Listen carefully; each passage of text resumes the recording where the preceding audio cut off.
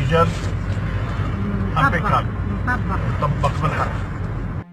الفزازي عايش في واحد العالم ديال التمويه، بحال شي بياع ديال الدواء كيدور في السويقه، عارف بالضبط ان كاين ناس عطشانه لاي كلام منمق يطمنها، فكيشد الدين ويخلطو بالتمثيل وكيبيع ليهم الوهم في قرعه مسدوده. الهضره ديالو بحال شي شريط قديم مشروخ، عياط، تخويف، تكفير، وداك الدوران ديال الحلال والحرام اللي ما بقى حتى كيناقش، غير كيتعاود باش يعمر الفراغ. كينفخ راسو حتى كيبان من بعيد بحال جبل، ولكن غير قرب ليه شويه كتلقى غير غبره كطير.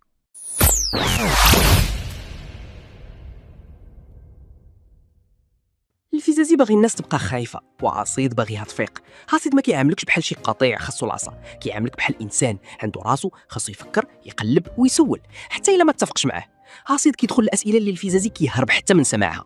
علاش غادي نصدقوا حاجه غير حيت ورثناها؟ علاش الدين يتحول للكرباج فوق ظهر الناس؟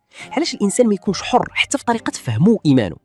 الشيخ حكمت عليها بالنقاب والساروت الزيار، ما كاين لا خروج لا دخول. صافي صافي سالات داك السبت ديال الكزوله. لا كتقعد تخرج لي ولا خروج لا دخول.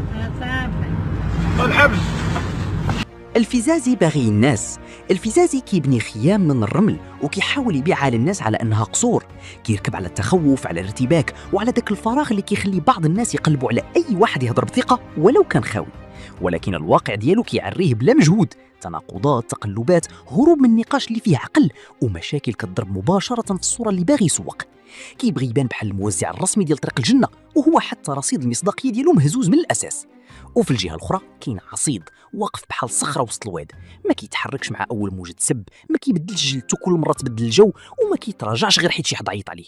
كيبقى كيهضر بالعقل، بالوضوح، وبنفس طويل على الحريه، على الهويه، على القانون، وعلى قيمه الانسان. وراه الفرق كبير بين واحد كيبغي يوقفك على رجليك وواحد باغي يخليك ديما حاني راسك، تابع، خايف ومستني الاذن باش تفكر.